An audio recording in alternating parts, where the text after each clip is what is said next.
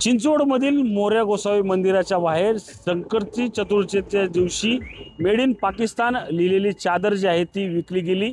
आपण पाहिलं तर चतुर्थीच्या दिवशी या ठिकाणी मोठ्या प्रमाणात भाविक असतात, त्याचप्रमाणे मोठ्या प्रमाणात फेरीवाले असतात। याच ठिकाणी आपण पाहू शकतो की हे अनधिकृत फेरीवाले जे आहेत ते या ठिकाणी बसत असतात। तर त्याच्या दुसऱ्या बाजूला पाहिलं तर या ठिकाणी व्यापारी संकुल जे आहे ते या ठिकाणी आहे। अनेक व्यापारी या ठिकाणी व्यापार करतात। मात्र त्या दिवशी याच समोरच्या भागातून मेड इन पाकिस्तान लिहिलेली चादर जी आहे ती विक्री केल्याचा दावा एका महिलेने केलेला आहे। याच संदर्भात बोलण्यासाठी आपल्या सोबत आता मोरया गोसावी मंदिराच्या बाहेरील व्यापारी आहेत। काय सांगशील मित्रा, तू पाहिलं की मेड इन पाकिस्तानची चादर जी आहे ती या ठिकाणी विकली गेली, काय वाटतंय तुला? आता तर सध्या मेड इन पाकिस्तानची जे चादर बघितली आपण 1-2 दिवसापूर्वी, पण उद्या तुम्ही बॉम्ब पण आणून ठेवू शकता। पण माझं काय असं वैयक्तिक म्हणणं आहे, हे जे चिंचवड गावातला जे आपलं मोरया गोसावी मंदिर आहे तिथं जे दरवेळी चतुर्थी भरती, हे पाकिस्तानची जाऊ द्या, पण ही मुसलमान लोकच नको आहेत आपल्याला।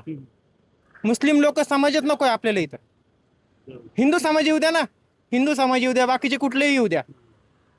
बरोबर आहे। काय सांगाल, तुमचा कशाचा व्यवसाय आहे आणि काल जी घटना जी आहे ती घडलेली धक्कादायक घटना आहे की मेड इन पाकिस्तानचं एक चादर जी आहे ती विक्री केलेली, काय वाटतं या सगळ्याकडे पाहून? माझं इमिटेशन ज्वेलरीचं दुकान आहे। आज चादर विकली पाकिस्तानची, उद्या बॉम्ब विकतील, तर त्यावर प्रशासनाने, पिंपरी चिंचवड प्रशासनाने आणि पोलीस स्टेशनने याची खबरदारी घ्यावी।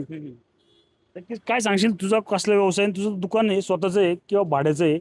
कशा पद्धतीचं दुकान आहे? काय तुझी आपलं पूजा साहित्याचं दुकान आहे। त्यात काय उद्या हे चादर विकली, उद्या काही विकू शकतात, त्याच्यावर जबाबदार कोण?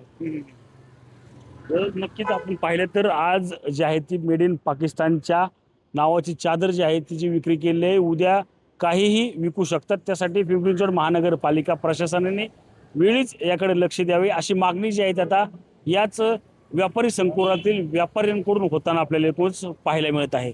रणजित जाधव, TV9 मराठी, चिंचवड, पुणे।